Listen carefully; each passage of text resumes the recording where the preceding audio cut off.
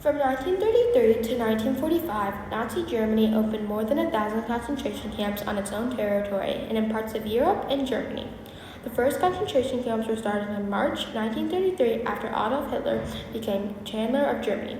People went to the concentration camps because they are homosexual, Jewish, or if they are even Germans trying to hide Jews.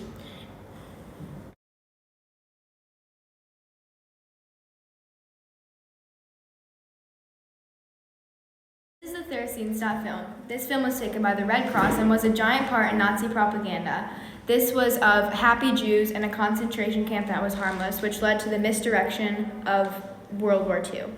This was filmed in a fake concentration camp.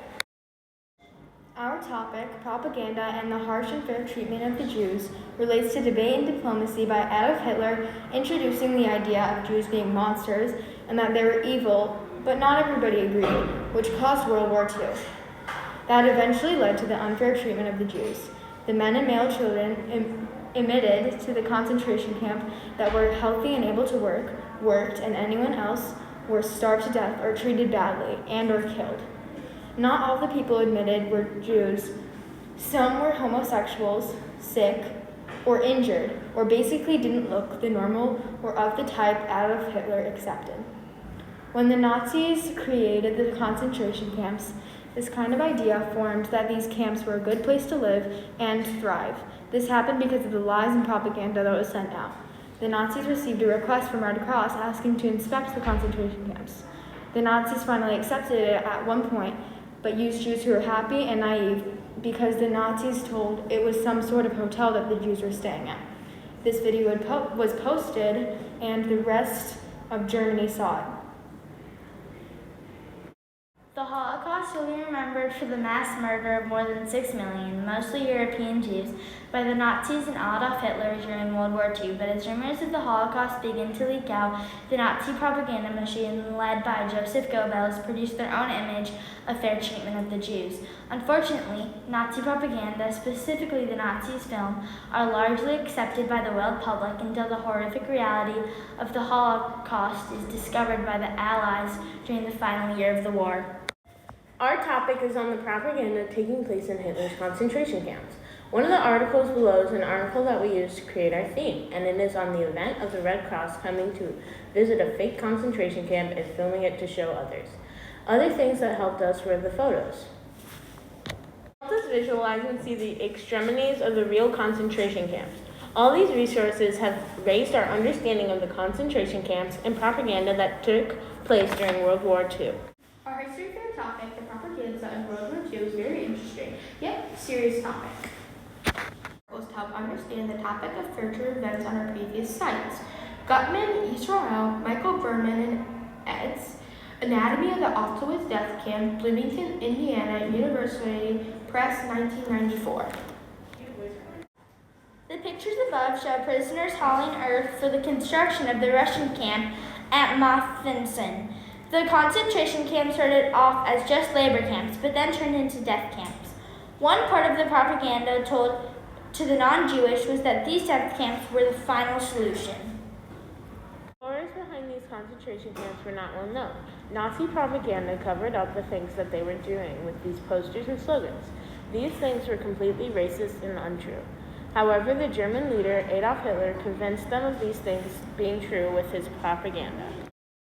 Our topic is important to Holocaust history because if there was no propaganda involved in World War II, people would have asked for help sooner from Allies, or the Germans would have realized how bad it was sooner. Knowing the horrors of these concentration camps, people would have stepped up to help sooner, and way less people would have been murdered in World War II. Then the war would have lasted for a much shorter time. In an article we found called The Power of Propaganda in World War II, one man stated that, "I think I was about 10 years old, my grandfather showed me a piece of history. A secret he kept hidden for decades in a closet. Propaganda. You saw those, and my favorite, you buy them, we'll fly them. It was in TV shows, commercials, on the radio. Even Donald Duck was leveraged in propaganda machine. I mean, what kid back... Oh, I'll just cut. Those behind the concentration camps were not well known. Nazi propaganda covered up the things that they were doing with posters and slogans. These things were completely racist and untrue. Second photo shows us how much propaganda there was covering up the concentration camps. In the iridescent film taken by the Red Cross, the Jews were all having a great time, and some described it as a spa camp, which is a lot like Jew Suite. The third photo was showing the greatness of the Nazis. They lionized themselves and made people think they were the saviors and they would help people from being poor and everything would be equal.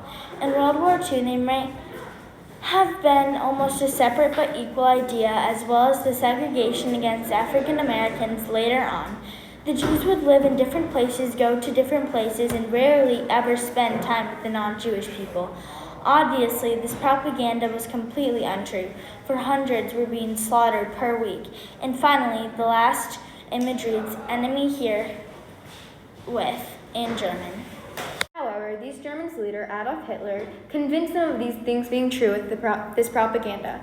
The image on the top says degenerate music and accounting by state counselor, doctor, and a German name that I cannot pronounce. The image on the right says Jew Suite. The first image shows how extremely racist the Nazis were. As you can see in the photo, there's a monkey, which is supposed to be representing black people, with a Star of David pinned to its chest. At the time, Jews were made to pin a star on their chest, and they were also tattooed on their wrist to show that they were Jewish. Nazis brainwashed Germans into thinking that if you listen to black people's music or Jews' music, you would become insane. In conclusion, the effect of the propaganda on the Holocaust is huge. The propaganda Red Cross film was fake, concentration camp. The racist, untrue posters and slogans were all cover-ups for the horrible truth. If the Germans, Jews, or some of the Nazis themselves knew what the concentration camps were really like, but things ended much sooner. There were resistant members in the Holocaust, but a little amount, and they were outmitted by Hitler's soldiers. Shortly after taking power in January 1933, Adolf Hitler and the Nazis succeeded, destroying Germany's vibrant, diverse newspaper culture.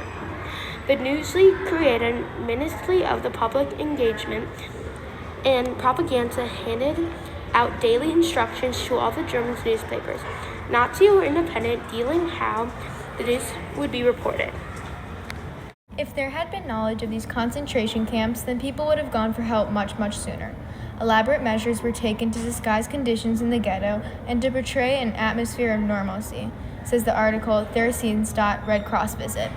There were many cover-ups for the Red Cross visit and for Germans in general. More and more shame to the Jews was put out by Hitler, and people started to believe it. This is an important poster to the Holocaust. This is not only an example of posters put up everywhere, but Germans' mindsets as well. The photo reads, "Who is to blame for the war?" If there was no propaganda involved in World War II, Jews and those who supported and protected them would have pleaded for allies to help them fight a war, and in the end, much less Jews would have been murdered.